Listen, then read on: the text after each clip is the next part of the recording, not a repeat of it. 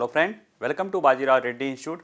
Today analysis के आज के अंक में हम 27 जनवरी 2025 के 3 प्रमुख समाचारों पर चर्चा करेंगे, जिसमें से पहला समाचार है 26/11 या 26 नवंबर के मुंबई आतंकवादी हमलों में से का प्रमुख जो है दोषी या आरोपी तवर्रुर राणा, ये उसको जो है उसके अमेरिका से प्रत्यर्पण के लिए जो है उसकी सुप्रीम कोर्ट ने भी अलाउ कर दिया है। अब उसके आने की जो है कुछ हल्की फुल्की प्रक्रिया, यानी वो भारत में अब उसे दोषी ठहराया, उसे जो है सजा दी जा सकती है।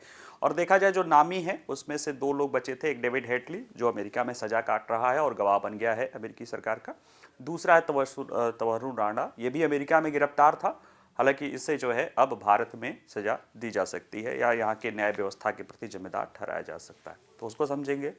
दूसरा है CIA, अमेरिकी जो प्रमुख खुफिया एजेंसी है CIA, उसके द्वारा अपनी एक पुरानी रिपोर्ट को जो कि जो बिडेन के शासनकाल में ही तैयार की गई थी उसको सार्वजनिक किया गया है, जिसमें उस रिपोर्ट में माना गया है कि अभी कम ही थोड़ा सा उम्मीद है, लेकिन उसने ये इस बात को इनकार नहीं किया है कि चीनी जो है लैब से, वुहान लैब से कोरोना वायरस ब्रेक हुआ है। यानी कहीं न कहीं CIA फिर से उस जांच की प्रक्रिया को आगे बढ़ाना शुरू कर रहा है, जिसमें कहीं न कहीं ये माना जा रहा है कि चीन की लैब से ही वुहान लैब निकला था। जबकि कुछ लोग कहते हैं कि वुहान के जो वहाँ पे पशु मार्केट है या जो वहाँ पे जीव जंतु मार्केट है उससे जो है निकला था।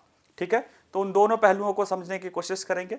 तीसरा समाचार है कि भारत सरकार द्वारा यूनिफाइड पेंशन स्कीम या UPS को जो है उसको लेकर अधिसूचना जारी कर दी गई है कि वो 1 अप्रैल 2025 से जारी जो है चालू हो जाएगा। केंद्र सरकार ने राष्ट्रीय पेंशन स्कीम या न्यू पेंशन स्कीम जिसे कहते हैं, जो 2004 से चल रहा था, उसकी जगह यूनिफाइड पेंशन स्कीम को लॉन्च करने की योजना पिछले साल अगस्त माह में की थी और इसका फायदा केंद्र सरकार के लगभग 20 लाख से ज़्यादा कर्मचारियों को मिलेगा, तो उसको भी हम समझने की कोशिश करेंगे।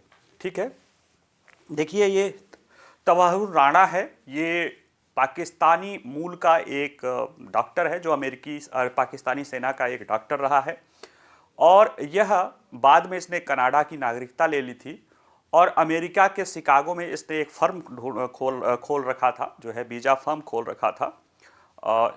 इसके और एक और आरोपी अमेरिकी नागरिक जो पहले भी पाकिस्तान का नागरिक था, डेविड हेडली, उन लोगों ने मिलके पाकिस्तान की ISI और लश्कर-ए-तोयबा के साथ मिलकर 26 नवंबर 2011 की जो है आतंकवादी घटना को अंजाम दिया था और उस आतंकवादी घटना या मुंबई आतंकवादी हमला जो कहते हैं उसमें अंजाम दिया था और उसमें माना जाता है 26 नवंबर 2008 की, उसमें माना जाता है कि तकरीबन जो है 166 से ज़्यादा लोग मारे गए थे, जिसमें 6 अमेरिकी भी लोग थे और 300 से ज़्यादा लोग घायल थे और भारत के इतिहास में सबसे बड़े आतंकवादी घटनाओं के रूप में वो व्याप्त है, जो भारत के फाइनेंशियल राजधानी पे जो है की गई थी।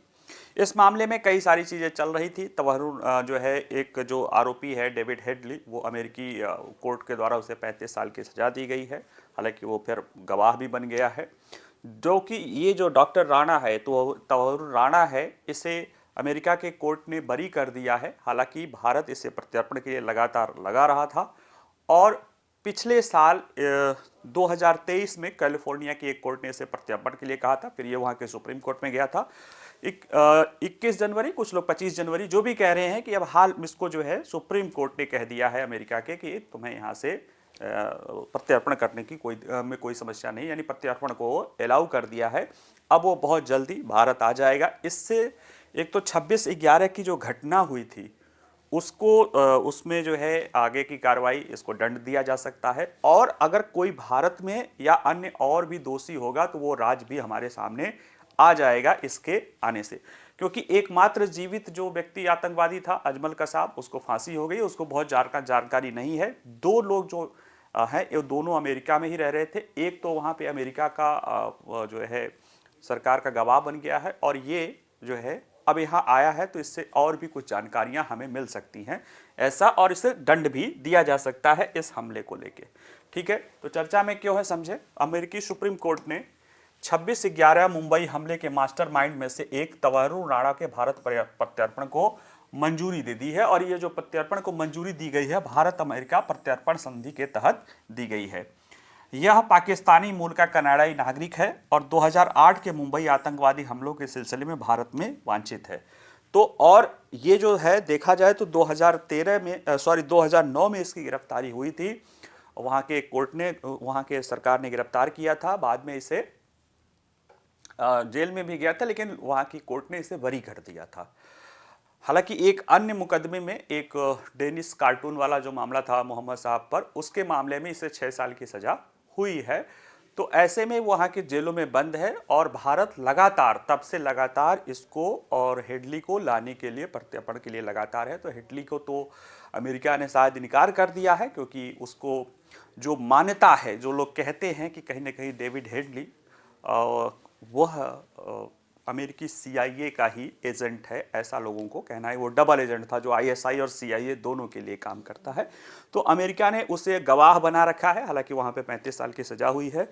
और ये डॉक्टर राणा जो कनाडाई मूल का नागरिक है, इसके प्रत्यर्पण को लेकर भारत लगातार रहा है, क्योंकि ये वहाँ पे बरी हो गया है, न यहाँ पे सजा मिली है, न वहाँ पे इसे सजा मिली है। तो ऐसे में भारत इसको लगातार प्रयास करता रहा था और एक बड़ी उपलब्धि के रूप में, डिप्लोमेटिक उपलब्धि के रूप में, आतंकवादी सहयोग के रूप में ये हमारे सामने आई है। देखिए जो है इसके पीछे जो अभी वजह होती है ना, क्यों इतना आसानी से मिल गया, क्योंकि जब सुप्रीम कोर्ट में मामला आया तो उसके अटॉर्नी जनरल के कार्यालय ने कह दिया कि इसके रहने से बल्कि हमें ज़्यादा खतरा है, इसको भारत भेजने में हमें कोई दिक्कत नहीं है। और फिर इसके बाद सुप्रीम कोर्ट ने उसे अलाउ कर दिया। क्या था 26 आतंकवादी हमला? तो देखिए, पाकिस्तान स्थित लश्कर-ए-तोयबा जो है का ये आतंकवादी भारी मात्रा में गोला बारूद और हथियार लेकर 26 नवंबर 2008 को समुद्र के रास्ते मुंबई में घुसे थे और मुंबई में 9 जगहों पर कत्लेआम उन लोगों ने किया था, जिसमें Chhatrapati Shivaji Maharaj terminal, Oberoi Trident hotel, ताज होटल, लियोपोल्ड कॉफी और नरीमन हाउस, यानी जो मुंबई में जो प्रमुख ठिकाने थे, जो काफ़ी मतलब कह सकते हो कि एक घूमने फिरने वाली जगहें थी, एक नामी गिरामी चीज़ थी, जो पहचान थी मुंबई के, वहाँ पे हमला किया गया था। और इस हमले के पीछे कहीं ना कहीं वजह ये थी कि भारत की आर्थिक राजधानी को डिस्टेबलाइज करके भारत के आर्थिक तंत्र को छिन्न भिन्न करना था। इस दौरान जो है 10 आतंकवादी आए थे, जिसमें एक आतंकवादी हमारे एक बहादुर पुलिस जवान से जो है उसके साहस के कारण वो जिंदा पकड़ा गया था, बाद में उसे फांसी दी गई थी, अजमल कसाम नाम था। बाकी इस हमले में जो है 166 से ज़्यादा लोग मारे गए थे और 300 से ज़्यादा लोग घायल हुए थे। इनमें 166 में से 6 अमेरिकी नागरिक भी शामिल थे। कौन थे हम मुंबई हमले का दोषी? तवर्रुण राणा। देखिए, जो तवर्रुण राणा आ रहा है, इसे माना जाता है कि ये पाकिस्तानी ISI का एजेंट है और लश्कर-ए-तैयबा के साथ मिलकर भारत में उस आतंकवादी हमलों को अंजाम देने वाले प्रमुख लोगों में से एक ये शामिल है।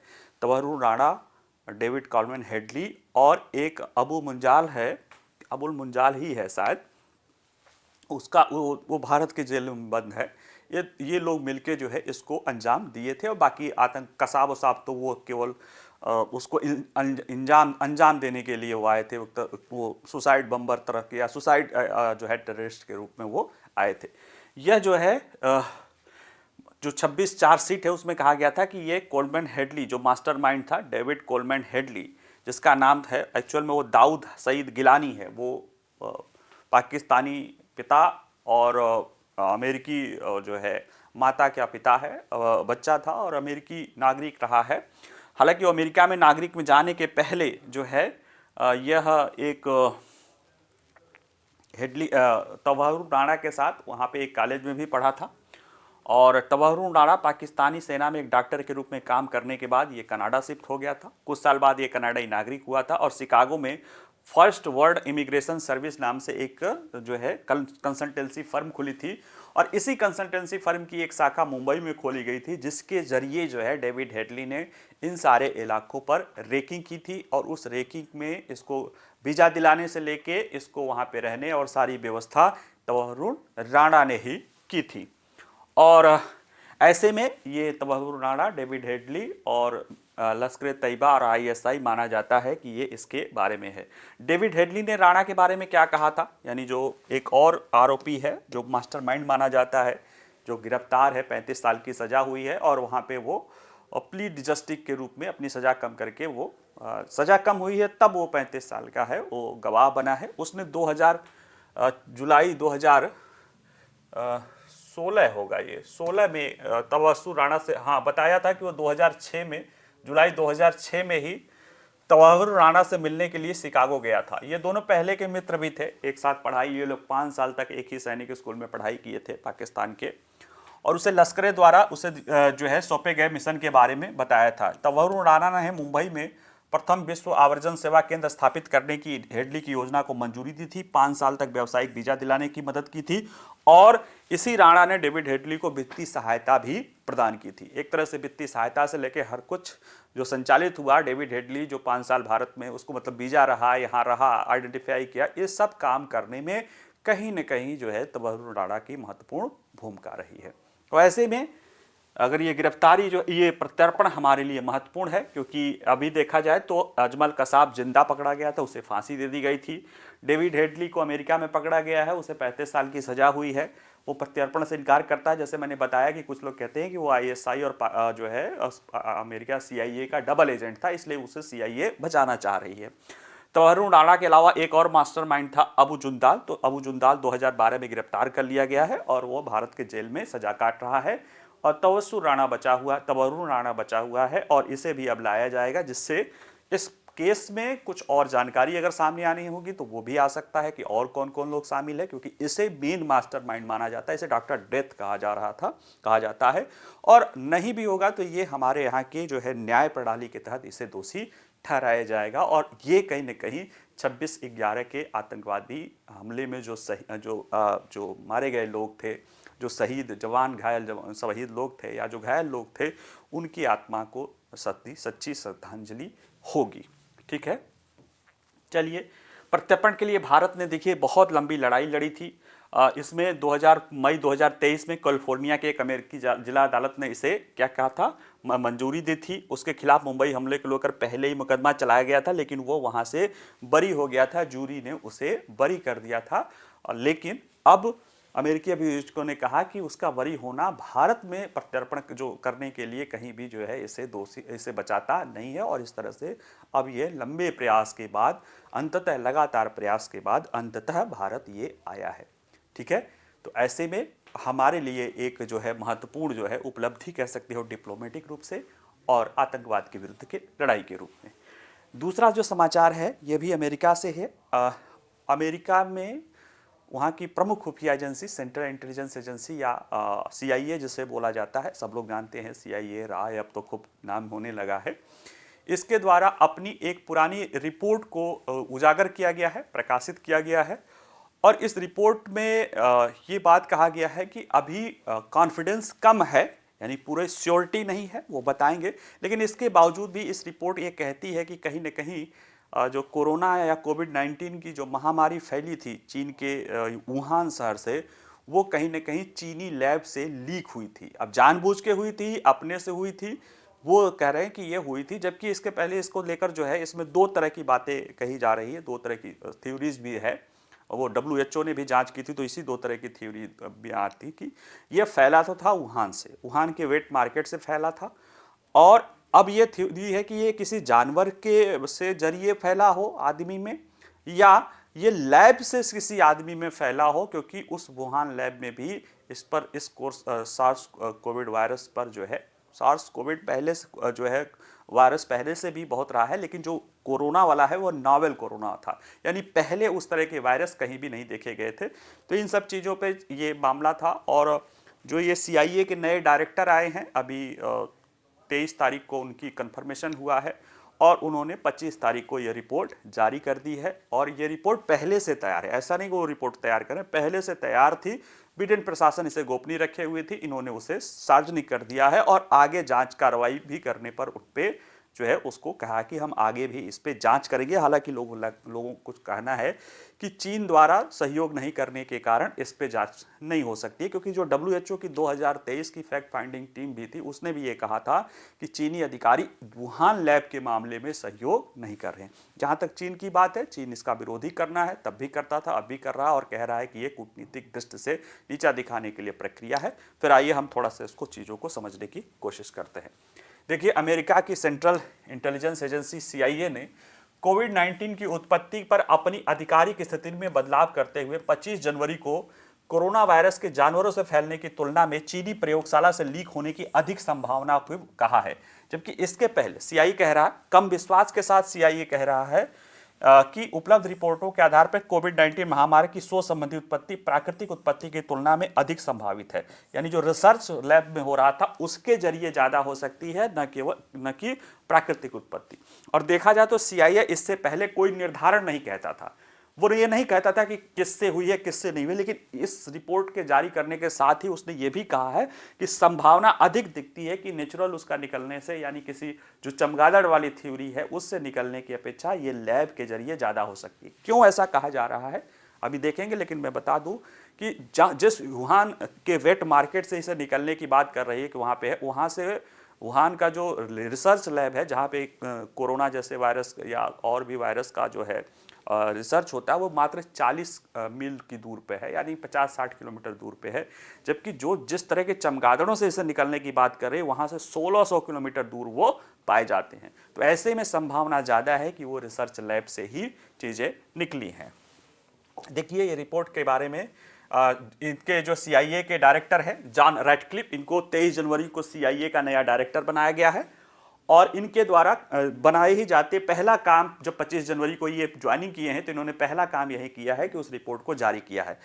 ऐसा नहीं है कि ये नए व्यक्ति हैं, ये जब ट्रंप के पहले कार्यकाल यानी 2020 और 21 में ये DNI थे, डायरेक्टर ऑफ नेशनल इंटेलिजेंस थे, और उस रूप से देखा जाए तो ये CIA के रिपोर्टों तक इनकी पहुंच थी, क्योंकि जिस पद पे आज तुलसी गौबार्ड का नाम सुन रहे हैं, जिन पर उनको नियुक्त किया गया है, उसी पद पे ये 20 और 21 में रहे थे और अभी उनको CIA का नया डायरेक्टर बनाया गया है। तो इन्होंने कहा कि हम इस पर आगे बढ़ेंगे।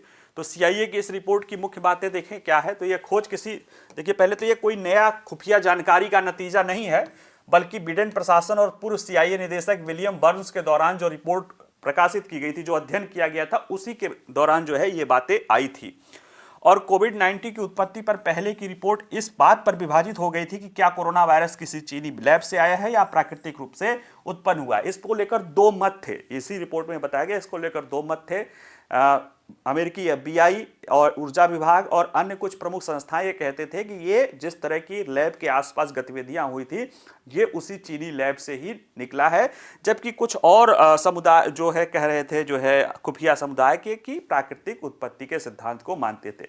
तो जब वो बंटवारा था तो उसको छोड़ दिया गया था, उस रिपोर्ट को ठंडे बस्ते में डाल के उसे उजागर नहीं किया गया था। लेकिन अब इन लोगों ने माना है कि नहीं, भले जो है विश्वास से नहीं कहा जा सकता, लेकिन यह है कि इसके नेचर की अपेक्षा, यानी नेचुरली अपेक्षा ये मैन मेड डिजास्टर ये ज़्यादा दिखाई देता है। ठीक है।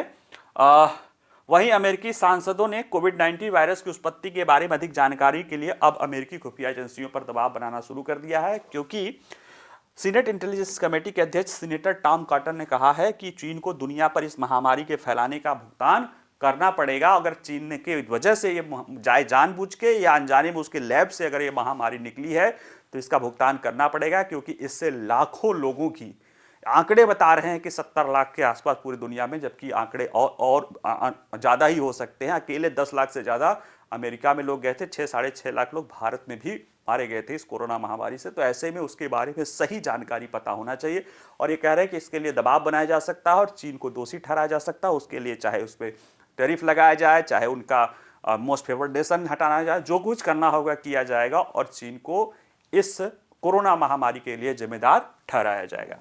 चीन क्या कहता है? हाँ, बहस जो है, देखिए ये बहस इसमें दो है। क्यों कह रहे हैं कि जो मैंने बताया कि दो है, एक वुहान के बाजार से प्राकृतिक उद्भव हुआ था और वुहान में जो है अनुसंधान जो रिसर्च सुविधा उससे आया था। वुहान के वेट मार्केट में आया था, जहाँ पे बहुत सारे, चीन में बहुत सारे चमगादड़ से लेके वो क्या क्या खाते रहते हैं, कभी वीडियो देख लीजिएगा, वहीं से आया था। ये तो पहले पता था कि वहीं से निकला था, लेकिन वहाँ कैसे फैला इसको लेकर दो मत है। उसमें पहला मत ये कहता है कि ये वहाँ के रिसर्च लैब से, दूसरा कहता है कि वहाँ से एक जो चमगादड़ के जरिए आया था। लेकिन दोनों में समझिए कि जो वहाँ पे चमगादड़, जिस चमगादड़ की बात कर रहे हैं, वो सार्स जैसे वायरस वाले जो निकटतम चमगादड़ है, वो आबादी से वहाँ से लगभग 1600 किलोमीटर दूर रहता है। पाया जाता है या रहता है, जबकि जो लैब है वो मात्र 40 मिनट की दूरी पर जो है वो वेट मार्केट से है। तो इसलिए ज़्यादा संभावना है कि वेट मार्केट से वो जो है लैब से आया होगा, न कि 1600 किलोमीटर दूर वाले चमगादड़ से। तो ये एक चीज़ें हैं। अगर हम इसके बारे में देखें कि हाँ, चीन इस रिपोर्ट को खंडन करता है, वो करेगा ही, उसमें कोई बहुत बड़ी चीज़ नहीं है। प्रकोप के लिए देखा जाए तो 11 मार्च 2020 को विश्व स्वास्थ्य संगठन द्वारा वैश्विक महामारी घोषित किया गया था। 23 मई 2023 तक ये रहा, इसके बाद इसे उससे हटा लिया गया था। और जो है ये फैला था, कुछ लोग मानते हैं दिसंबर लास्ट में 2009-19 में, और कुछ लोग मानते हैं कि 1 दिसंबर 2019 से ये शुरुआत इसकी हुई थी। इसके कारण 4,43 लाख से अधिक मामले आए थे और भारत में, और 5,30,000 से ज़्यादा मौतें हुई थी। वैश्विक स्तर पर 76,50,00,000 से अधिक मामले आए थे और 69.2 लाख यानी लगभग 70 लाख मौतें हुई थी। ये तो आधिकारिक आंकड़ा है, जबकि आंकड़े इससे ज़्यादा हो सकते हैं। और दुनिया की और अर्थव्यवस्था की जो तबाही हुई कि कई सारे देश आज भी उससे नहीं उभरे हैं। तो ऐसे में इसको जानना जरूरी है। ठीक है, चलिए अगला देखते हैं। अगला है केंद्रीय सरकारी कर्मियों के लिए यूनिफाइड पेंशन स्कीम या एकीकृत पेंशन स्कीम को जो है उसकी अधिसूचना जारी कर दी गई है। और इससे जरिए जो है कहीं ना कहीं 1 अप्रैल 2025 से जारी होने वाली इस अधिसूचना के जरिए कम से कम 20-22 लाख जो केंद्रीय कार्मिक हैं उनको फायदा होगा, जो अभी जो है नेशनल पेंशन स्कीम या जिसे न्यू पेंशन स्कीम भी कहा जाता है उसके तहत अभी उसमें शामिल हैं, वो इस पेंशन स्कीम का लाभ ले सकते हैं। इस पेंशन स्कीम और राष्ट्रीय पेंशन स्कीम की जो मुख्य बातें हैं उसमें जो अंतर है वो ये है कि नेशनल पेंशन स्कीम में एश्योर्ड पेंशन की बात नहीं है, उसे मार्केट पे छोड़ दिया गया है। इसमें क्या है कि एश्योर्ड पेंशन की जो है व्यवस्था की गई है। कम से कम 10 साल अगर नौकरी कर लेते हैं तो आपको मिनिमम जो है 10,000 रुपये महीने की एश्योर्ड पेंशन है, और 25 साल से ज़्यादा नौकरी कर लेते हैं तो आपका फिक्स हो जाता है, जो आपका लास्ट वेतन निकालते हैं साल भर का उसका एवरेज महीने का निकाल के उसका आपको आधा दिया जाता है।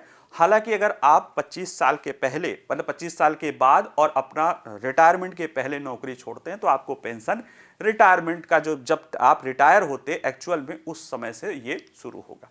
तो कहीं ना कहीं ये जो एक बड़ी मांग थी एश्योर्ड पेंशन न होने की, उसको इसमें लागू किया गया है। हालांकि अभी नेशनल पेंशन स्कीम या पुराने pension old pension scheme new pension scheme के तहत जो 2004 से चालू है उसके तहत कंट्रीब्यूशन वाला प्रावधान उसी तरह से चलता रहेगा। ठीक है, आइए जरा देखते हैं इसको।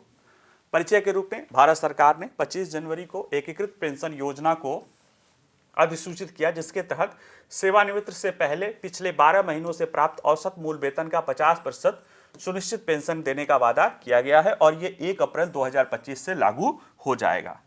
जो वित्त मंत्रालय ने गजट में घोषणा की है उसमें कहा गया है कि केंद्र सरकार के उन कर्मचारियों के लिए यह महत्वपूर्ण प्रावधान शामिल है जो लंबे समय से पुरानी पेंशन योजना ओल्ड पेंशन स्कीम को बहाल करने की मांग कर रहे थे, जिससे केंद्र सरकार ने 2 दशक पहले यानी 2004 में उसे बंद कर दिया था। यूपीएस केंद्र सरकार के कर्मचारियों के लिए एनपीएस के तहत एक विकल्प होगा और ये जो लागू होगा जो राष्ट्रीय पेंशन प्रणाली का हिस्सा है, और ये इस नई योजना को चुनना चाहते हैं। एकीकृत पेंशन योजना क्या है? तो देखिए, ये एक ऐसी पेंशन योजना है जिसका उद्देश्य सरकारी कर्मचारियों को सेवानिवृत्ति के बाद स्थिरता देना है, सम्मान और वित्तीय सुरक्षा प्रदान करना है, जिससे उनकी भलाई और सुरक्षा सुनिश्चित किया जा सके। वर्तमान में सरकारी कर्मचारी जो राष्ट्रीय पेंशन प्रणाली के तहत अंतर्गत आते हैं वह अपना एनपीएस जारी रख सकते हैं या यूपीएस के तहत वह विकल्प को चुन लेते हैं। हालांकि एक बार जो भी विकल्प आप चुन लेंगे फिर उसमें बदलाव नहीं होगा, यानी एनपीएस या नेशनल पेंशन स्कीम भी चलती रहेगी और यूनिफाइड पेंशन स्कीम भी चलती रहेगी। इन दोनों में से आपको ऑप्ट करना पड़ेगा। उल्लेखनीय है कि राज्य सरकारें भी इसमें से अपने राज्यों को लागू कर सकती हैं और इस तरह के राज्य सरकारों में लागू करने का पहला राज्य महाराष्ट्र है। वो अगस्त में जैसे सरकार ने घोषणा की थी उसके केंद्रीय मंत्रिमंडल ने भी इसे लागू करने की बात कर ली है और अगर पूरे राज्य सरकार और केंद्र सरकार मान ले तो लगभग 90 लाख से अधिक सरकारी कर्मचारियों को इसके तहत लाभ मिल सकता है। एकीकृत पेंशन योजना में क्या शामिल है? तो देखिए, एकीकृत पेंशन योजना सेवानिवृत्त लोगों को एनपीएस के विपरीत एक निश्चित पेंशन का वादा करता है। इसमें जो 5 मुख्य विशेषताएं हैं, सुनिश्चित पेंशन, एश्योर्ड पेंशन, ये प्रमुख मांग थी एनपीएस वाले लोगों को, ये प्रमुख मांग थी कि उन्हें एश्योर्ड पेंशन मिले। तो इसमें है कि यह 25 वर्ष की अगर आप न्यूनतम योग्यता सेवा कर लेते हैं तो उससे सेवानिवृत्ति से जो पहले अंतिम 12 महीनों में कर्मचारी के औसत मूल वेतन का 50% आपको पेंशन मिलेगा। अगर आपने 25 साल से ऊपर का नौकरी कर लिया है तो जब रिटायर होंगे तो जो लास्ट पाएंगे उसमें होगा। अगर केवल 25 साल करके आप रिटायर हो रहे हैं तो आप जो पेंशन आपको मिलेगा वो जब आप एक्चुअल में रिटायर होते तब से मिलेगा, लेकिन पेंशन तो जो जब रिटायर हो रहेंगे उसके जो पिछला 12 महीने का औसत में से 1 महीने का निकाल के आपको दिया जाएगा। तो ये सुनिश्चित पेंशन है। सुनिश्चित न्यूनतम पेंशन की भी बात है, जैसे कि इसके लिए है कि जिसने किसी कर्मचारी ने अगर 10 वर्ष तक की अगर उसने सेवा कर दी है तो उसके बाद उसे न्यूनतम 10,000 रुपये प्रति माह का पेंशन मिलेगा। इसमें फैमिली पेंशन भी है कि अगर कोई व्यक्ति मृत्यु हो जाता है तो उसके जो पेंशन उठा रहा होगा उसका 60% उसका आश्रित होगा, निकटतम आश्रित यानी उसकी पत्नी को मिलेगा। मुद्रास्फीति के साथ समायोजित है, जैसे वेतन मुद्रास्फीति के साथ समायोजित है, यह भी मुद्रास्फीति के साथ वो समायोजित है कि मुद्रास्फीति बढ़ने के साथ इसमें वृद्धि होती रहेगी। और एक ग्रेच्युटी के अतिरिक्त एक मुश्त जो भुगतान की भी बात इसमें कही गई है। नेशनल पेंशन स्कीम क्या थी और इसे क्यों शुरू किया गया? देखिए, नेशनल पेंशन स्कीम जो अभी चल रही है और इसके साथ चलती रहेगी, वो 1 जनवरी 2024 को उसने ओल्ड पेंशन स्कीम की जगह ली। ओल्ड पेंशन स्कीम में यह था कि कर्मचारी को एश्योर्ड पेंशन मिलता था और उसमें जो जैसी व्यवस्था अब यूपीएस की है उसी तरह से रहता था, लेकिन उसकी सबसे बड़ी कमी यह थी कि उसमें कर्मचारी का कोई कंट्रीब्यूशन नहीं रहता था पेंशन में और उसके लिए कोई फंड की व्यवस्था नहीं थी। जब फंड की व्यवस्था नहीं थी तो वह पैसा राजकोष से जाता था और उस समय तक काफ़ी राजकोष पे दबाव आना शुरू हो गया है, जो आज भी दिखाई देता है। ऐसे में सरकार ने एक अपनी कमेटी बनाई, कमेटी ने सुझाव दिया कि इसमें कंट्रीब्यूशन आधारित एक पेंशन की बात की जाती थी, लेकिन उसकी सबसे बड़ी जो समस्या थी कि इसमें कर्मचारी को ये विकल्प दिया जाता था कि वो अपने पेंशन का जो है कहाँ पे लगाना है, किस शेयर मार्केट में लगाना है, कैसे लगाना है, वो उन पर छोड़ दिया जाता था और इसमें कोई एश्योर्ड पेंशन की समस्या नहीं थी, जिसका काफ़ी समय से मांग किया जाता रहा है। तो जो यूनिफाइड पेंशन स्कीम है ये न्यू पेंशन स्कीम की कुछ अच्छी बातें लेती है और कुछ ओल्ड पेंशन स्कीम की अच्छी बातें लेती है, दोनों को मिला देती है। जो है ओल्ड पेंशन स्कीम की जो अच्छी बात क्या थी कि वो एश्योर्ड पेंशन देता था, उसको इसमें शामिल कर लिया गया है यूनिफाइड पेंशन स्कीम में। न्यू पेंशन स्कीम या नेशनल पेंशन स्कीम में जो अच्छी बात यह थी कि उसमें फंड की व्यवस्था थी और कर्मचारी और सरकार दोनों के कंट्रीब्यूशन की बात थी, तो वह वाली बात इसमें शामिल हो गई है। यानी कि ओल्ड पेंशन स्कीम का एश्योरेंस और न्यू पेंशन स्कीम का कंट्रीब्यूशन वाला पहलू दोनों शामिल कर दिया गया। इससे कर्मचारी की भी स्थिति सुधरी रहेगी कि उनको जो है एश्योर्ड एक पेंशन मिलता रहेगा और सरकार के राजकोष पे बोझ नहीं आएगा, क्योंकि इसके लिए अलग से एक पेंशन जो है फंड बना है जिसके जरिए ये चीजें दी जाएंगी। ठीक है, तो ऐसे में ये पूरी बातें हैं। चलिए आज के लिए जो है इतना ही। इससे जुड़े प्रश्न वेबसाइट पर रहेंगे जहां से जाके आप सॉल्व कर सकते हैं क्वेश्चन को। बाकी कोई प्रश्न रहे तो आप कमेंट्स बॉक्स में पूछ सकते हैं। वीडियो पसंद आए तो लाइक करिए, शेयर करिए। बाकी मुस्कुराते रहिए। नमस्कार, धन्यवाद।